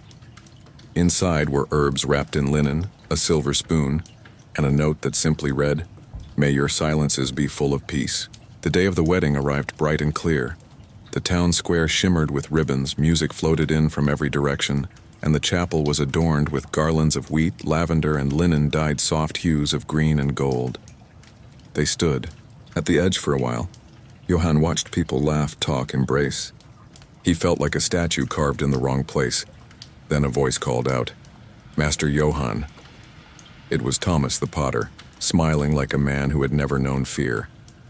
He stepped forward and took Johann's hand, not in hesitance, but in true welcome. "I'm glad you came." Johann nodded once. "So am I." Inside, the chapel smelled of wax and flowers. The benches were filled. The priest beamed. Children peeked from behind pews, eyes wide, but no one flinched when Johann passed. No one turned away. Elsa, the bride, wore linen and lace, with flowers braided into her hair. She passed by Johann and whispered, "Today is a day without shadows. You deserve to stand in it." The ceremony was simple. Vows were exchanged. Hands were bound with thread. Coins were dropped into a bowl of barley for blessing. And when the final kiss was given, a cheer rose that echoed all the way to the forest. The feast afterward was abundant. Roasted pheasant, honeyed turnips, sweet wine, and bread as soft as clouds. Children chased chickens. Elders played flutes badly. Someone brought out a fiddle and the dancing began, uneven, joyful, and impossibly human. Johann sat at the edge, sipping cider slowly. Dieter danced, awkward and smiling, tripping only twice. A young girl tugged Johann's sleeve once, asking if he would join. He smiled. "My legs are better suited to stillness." She giggled and ran off. As twilight fell, lanterns were lit. Simple ones, made of paper and string. Couples lit them together, released them into the sky like floating hopes. Thomas approached, sitting beside Johann. "You've carried things most of us couldn't," he said. Johann watched a lantern rise. "I don't regret that." "I know," Thomas said. "But I hope tonight you feel lighter." There was a pause. Then Johann reached into his pocket and handed Thomas a small stone, smooth, round, carved faintly with a circle. "What's this?" "A coin with no value," Johann said. "But I found it on the road once after an execution. I've carried it ever since, as a reminder that not everything has to mean something dark." Thomas held it, nodded. "Then I'll keep it, to remember this day." As the night deepened, the music slowed. Dieter returned to Johann's side, breathless and flushed. "Well?" he asked. Johann didn't speak immediately.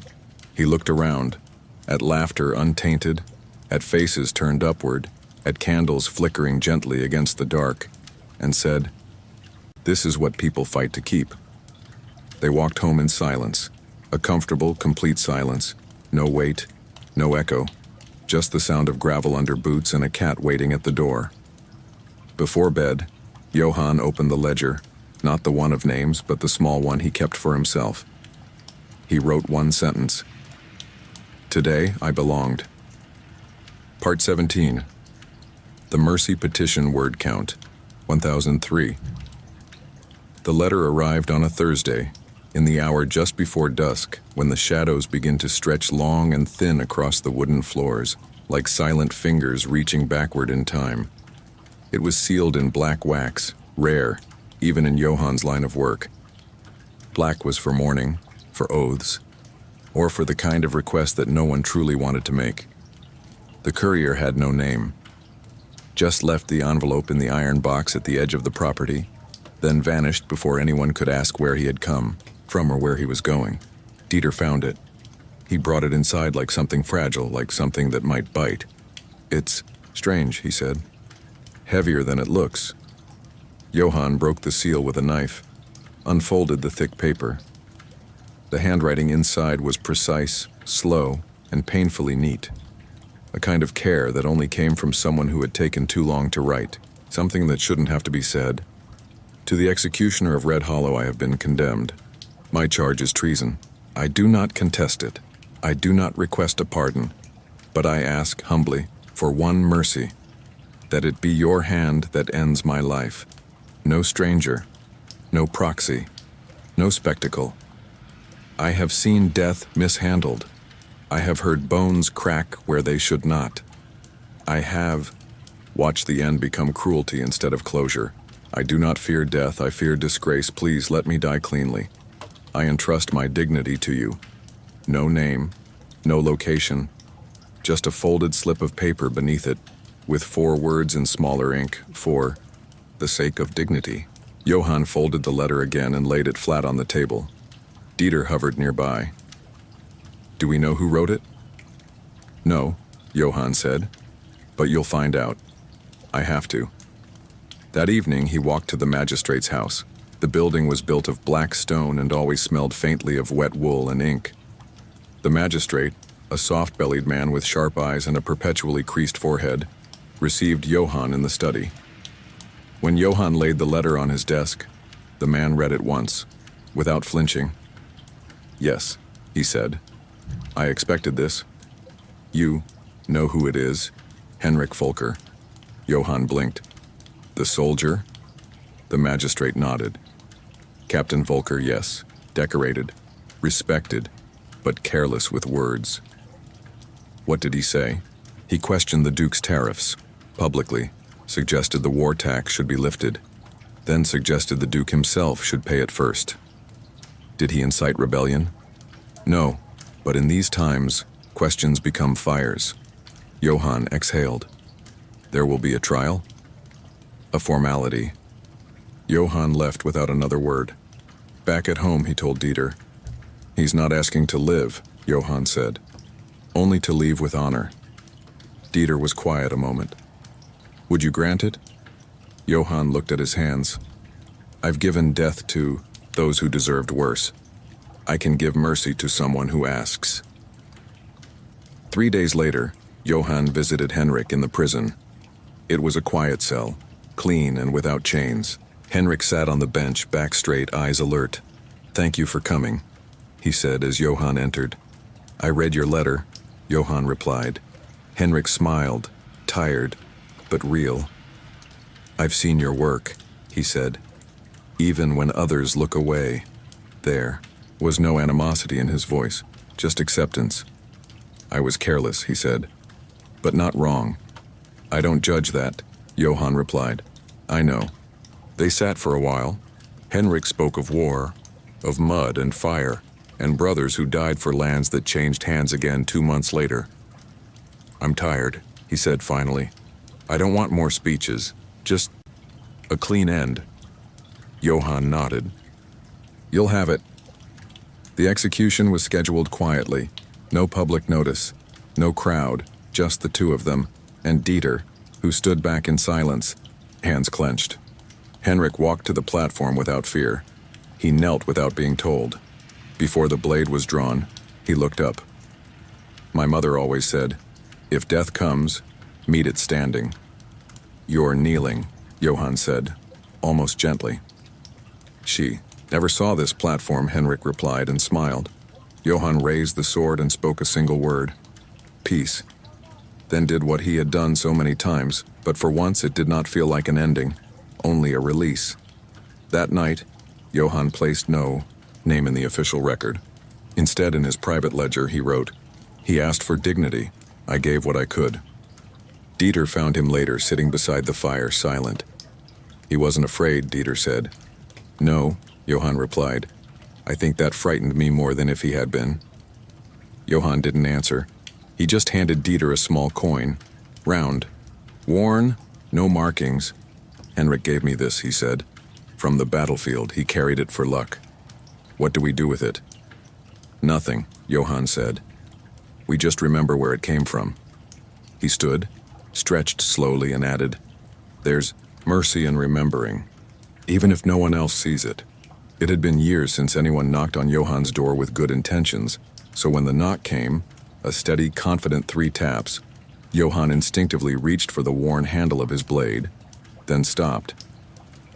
The man standing outside wore a coat too fine for the road, dusted lightly with sand from the southern coast. His boots were polished, his beard meticulously trimmed. He looked like someone who belonged in a merchant's hall, not on the dirt path of an executioner's home.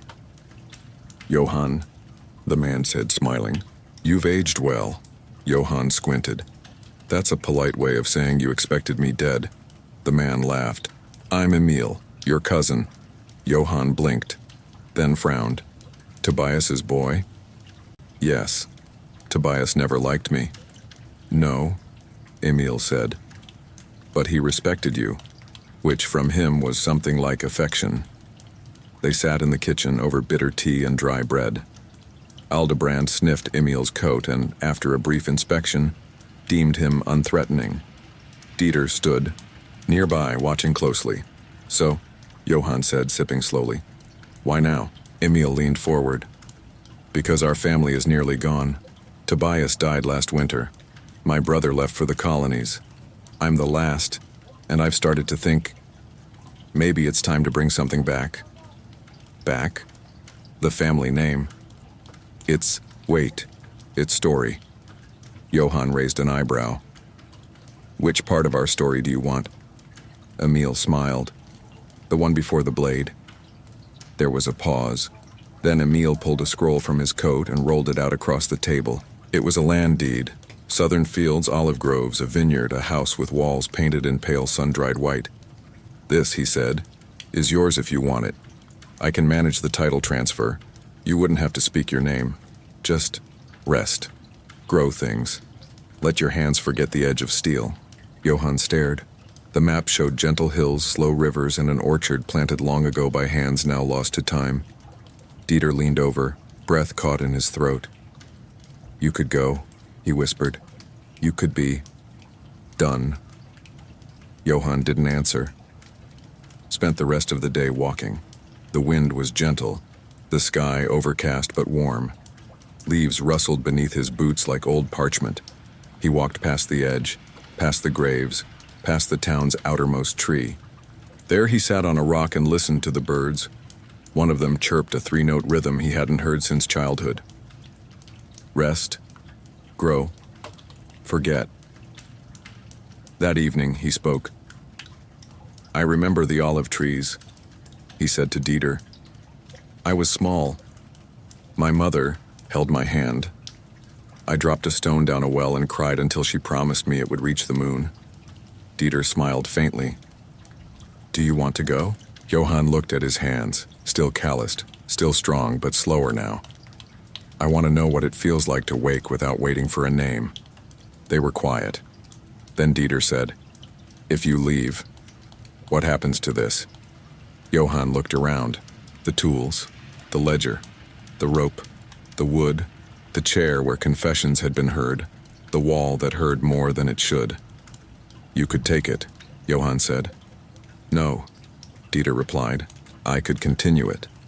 But I'd never be you. You shouldn't be. Emil stayed 2 more days. He walked the town, dined at the inn, complimented the mayor, who beamed awkwardly and promised to support Johann's retirement with as much enthusiasm as one might offer to a retiring storm. The deed was ready. The horses prepared, the road open. But on the 3rd morning, Johann woke early. He sat by the window, the sun just peeking over the hills, and watched Dieter sleep beside the hearth, curled in a blanket, murmuring softly about turnips. He rose, pulled out the ledger and turned to a blank page. He wrote, "Some roads lead home, others are home." He did not leave. Instead, he returned the scroll to Emil and said, "Plant something there. Name it after your father. Let the land remember. Better things." Emil didn't argue, he just nodded, then hugged Johann. Clumsily, tightly, as if something long dormant had been touched and trembled awake. That evening, Johann and Dieter sat under the stars. They shared cheese, apples, and a flask of sweet southern wine Emil had left behind. "You could have gone," Dieter said. "I know. Why didn't you?" Johann tilted his head back. "Because some people plant trees, others tend to gravestones. And someone," he said, tapping the ledger gently, "must remember the stories." Dieter whispered, "Even if they're hard? Especially if they are." The stars above twinkled like distant seeds waiting to be buried in time, and somewhere far away an olive branch bent softly in the wind. It began with a drizzle, just a faint mist curling through the fields, soft as breath, dampening leaves and silencing footsteps. Johann didn't pay it much mind at first. Rain came and went like wandering minstrels, often unwelcome, but not unexpected. But by the second day, the drizzle thickened into a steady fall. By the fourth, the fall became a downpour, and by the end of the week, the world had gone entirely to water. The roof leaked. The gutters overflowed. The path to town turned into a sloshing stream, and the woods behind the cottage whispered in soggy voices as if the trees themselves were tired. No one came to the door. No letters arrived. No names were whispered into. Fog. The world was still suspended in wet silence. Johann sat by the window, watching rivulets chase each other down the glass. Dieter paced. Aldebrand hid beneath the bed, having decided that thunder was a personal insult. "It's been 6 days," Dieter said, drying his socks by the hearth. "It has. No crimes, no news, not even gossip." Johann sipped his tea. People don't gossip when their chimneys are collapsing. The fire crackled. Outside, the rain tapped like fingers trying to remember a tune. With the roads too muddy and the gallows too damp for use, Johann found himself doing something deeply unfamiliar. Nothing. He rose late. He sharpened a knife that didn't need it. He read a page in the ledger, then closed it without writing. By the 7th day, even his silence grew tired. "I missed the noise," Dieter admitted, tossing a stick into the hearth. "You hated the noise." "I didn't know how much."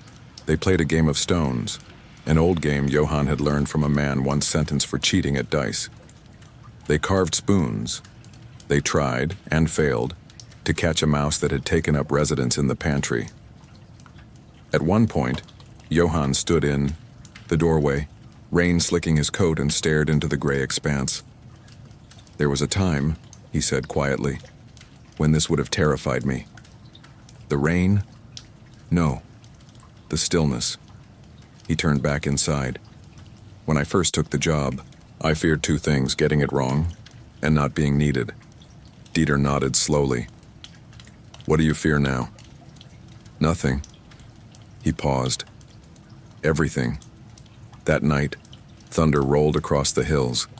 The wind howled like something remembering how to mourn. Dieter couldn't sleep. He sat by the hearth, blanket draped around his shoulders like a forgotten cloak. Johann joined him, 2 mugs of heated milk in hand. "I had a dream," Dieter said after a while, "that the scaffold was gone, just vanished. Was it a relief? I don't know." They sipped in silence. Then Johann said, "Sometimes I wonder what the town would become without it." "Peaceful, unbalanced," Johann said.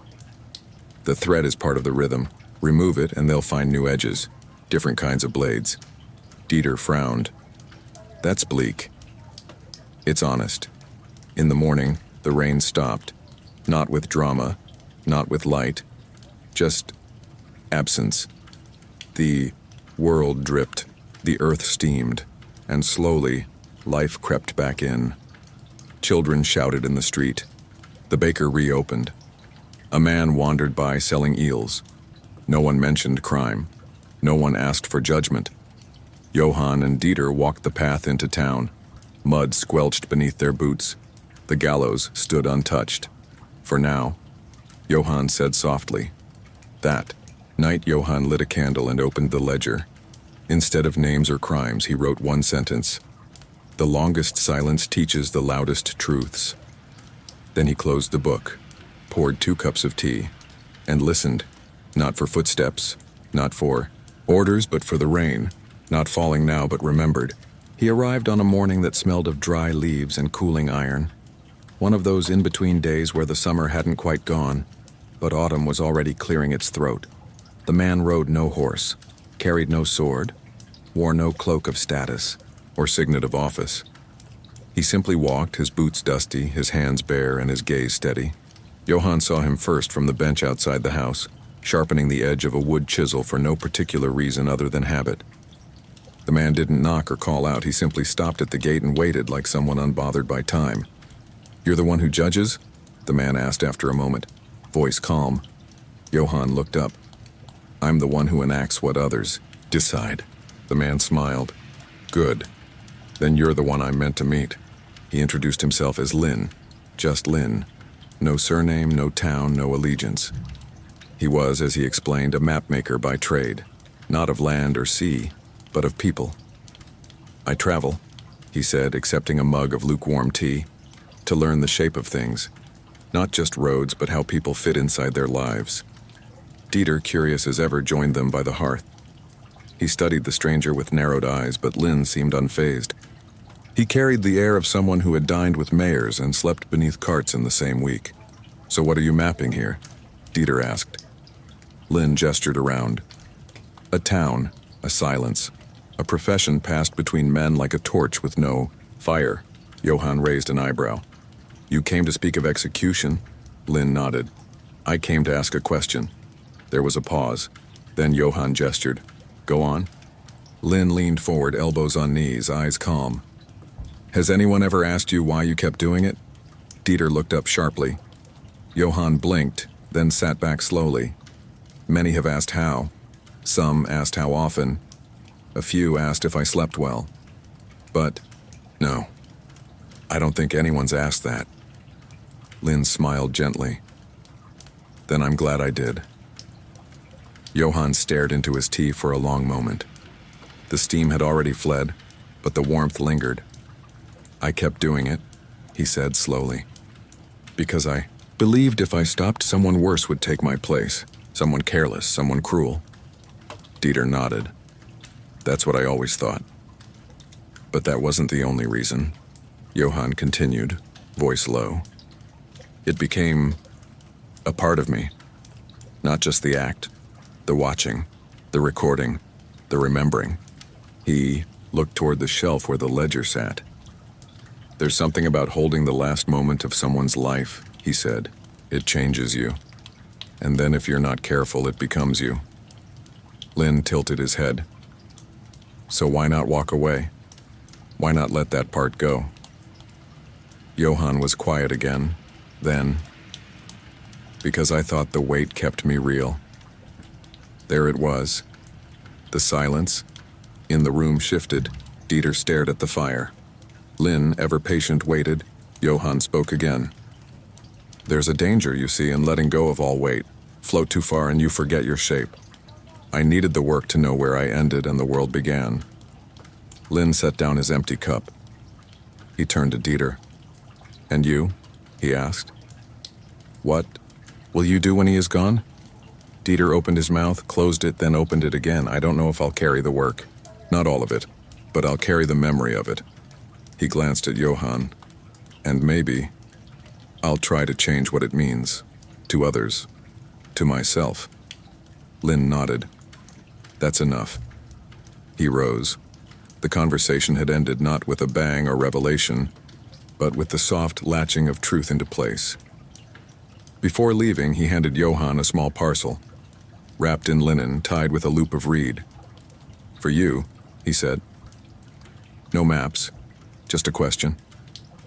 Johann opened it that night. Inside was a compass.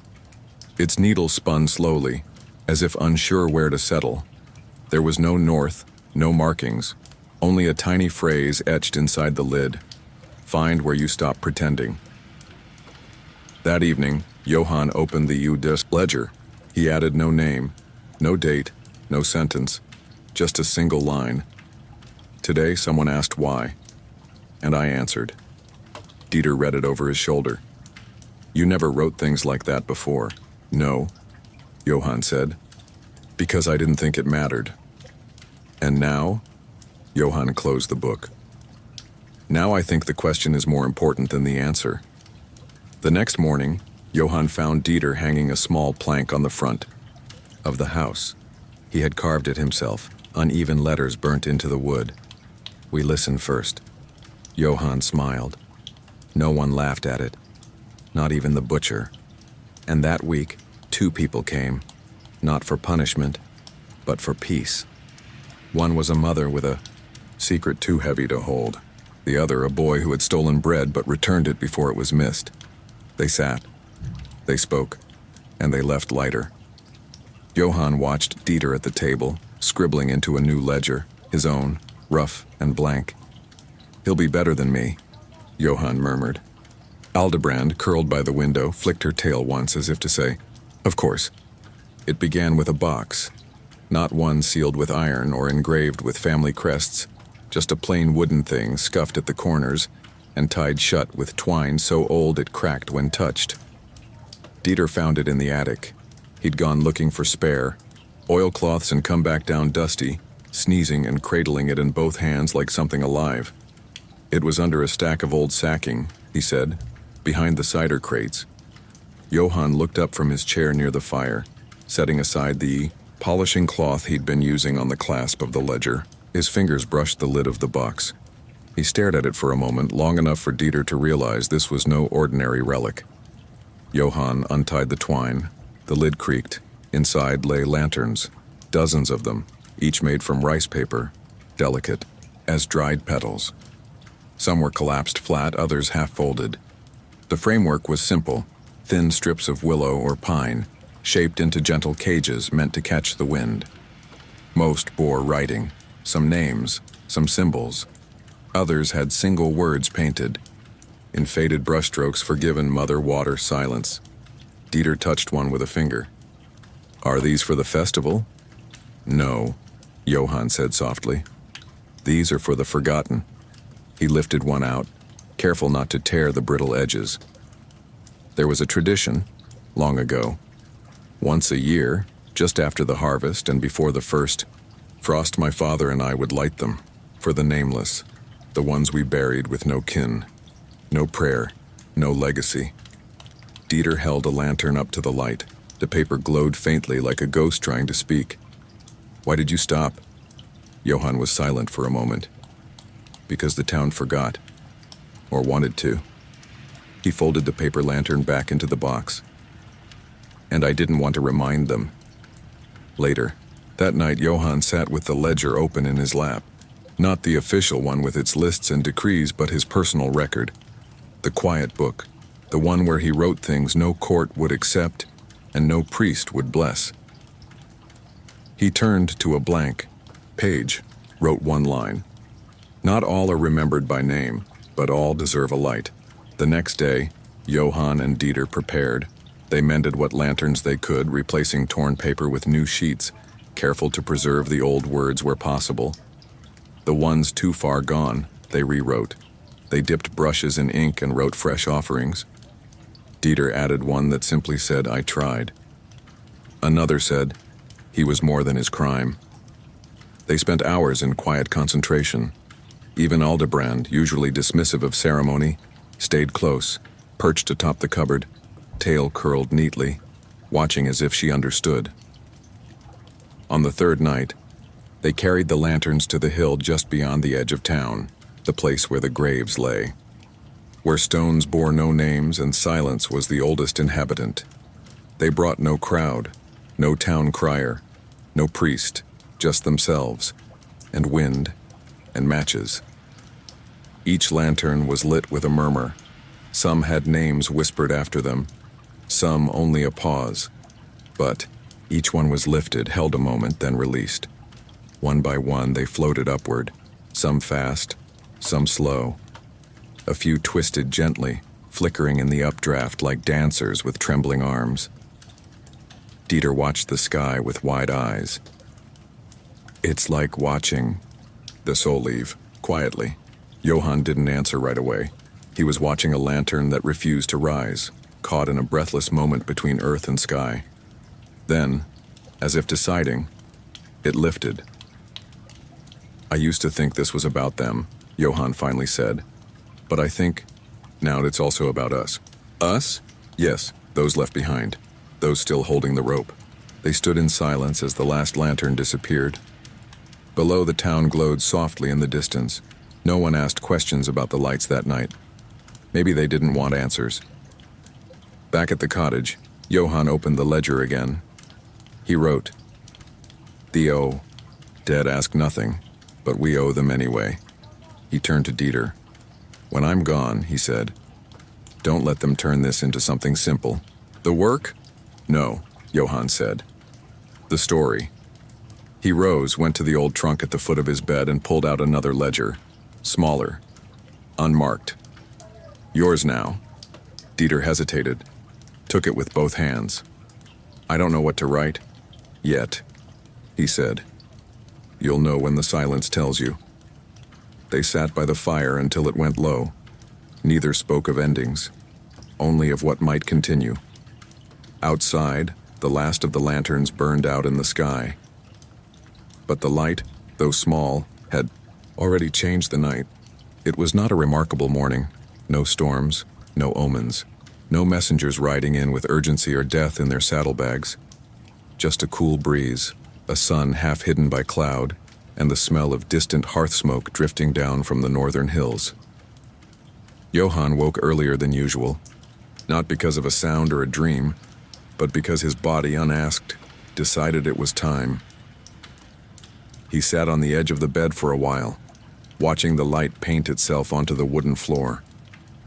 Aldebrand, curled at his feet, stretched once and blinked at him with slow acknowledgement. Downstairs, Dieter was already up. He was tending to the stove, humming tunelessly. There were 2 cups of tea on the table, steam curling like ghost songs into the air. Johann took his place without a word. After a long sip, he said, "Today, I think I'll be done." Dieter looked up. "With the tea?" "With the work." There was no surprise in Dieter's eyes. He nodded slowly. "Are you sure?" Johann smiled faintly. "I think I've been sure for a long time. I just didn't want to speak it aloud. Saying things aloud makes them real." They sat for a time, sipping quietly. Then Johann stood, walked to the mantel, and removed the key from beneath the old ledger. It unlocked a drawer in the back room, one that hadn't been opened in nearly 5 years. Inside, a folded cloak, deep gray and lined with red stitching. The traditional cloak of the executioner, the one worn not for protection but recognition. A symbol, a uniform older than memory. Johann carried it to the table, laid it down gently, and placed the key atop it. "It's not yours," he said, to Dieter, "unless you want it." Dieter stared at the fabric. "And if I don't?" "Then it stays folded." "And if I do?" "Then you wear it. But on your terms, not mine, not anyone else's." No oath was spoken, no ritual performed, only a quiet understanding. Later that morning, Johann walked through town, not in ceremony, not cloaked, just as himself. People greeted him as they always had, some with nods, others with cautious glances, a few with unexpected warmth. The mayor offered a polite good morning, and Johann returned it without irony. At the chapel, he paused. The door was open, as it always was. He stepped inside. The priest, a younger man now, gentle-voiced and prone to gardening metaphors, looked up. "In mild surprise, Master Johann," he said. "I wasn't expecting you. I wasn't expecting me either." They spoke for a while, about things that didn't matter and things that very much did. Johann made no confession, but he did light a candle, not for himself, not even for the dead, but for the space left behind by both. By afternoon, he returned to the cottage. Dieter was in the garden planting something, peas maybe, or onions. He looked up, dirt on his hands. Johann said, "It's a good day." Dieter nodded. The ground's soft. They didn't speak again for hours. That evening, Johann wrote one last note in the personal ledger. Not a name, not a sentence, just a thought. The work is never truly finished, but we can choose to step away with clean hands. He closed the book, tied a strip of cloth around it, and placed it beside the cloak. Then, without drama, he sat by the window and watched the sky go purple. Later that night, he said to Dieter, "When you are the one who listens, you must also be the one who stops." "I don't understand," Dieter said. "You will." One day, they sat by the fire side by side, neither asleep nor fully awake. The house creaked, Aldebrand snored, and the world turned gently, without fanfare. When Johann didn't come down the next morning, Dieter let him rest. Only at mid-morning did he climb the stairs and find him, still peaceful as though caught mid-thought in the middle of a quiet story. No fear, no strain, just the soft presence of absence. Dieter sat beside him for a long time. Then he rose. He dressed the room, lit a candle, opened the window just enough to let the breeze carry something old and sacred through the rafters. And downstairs, on the mantel, he placed a new page in his ledger. He wrote, "He ended his work with grace, and I begin mine with thanks." Outside, the birds were singing, and the scaffold remained empty, for now, not by fear, but by choice.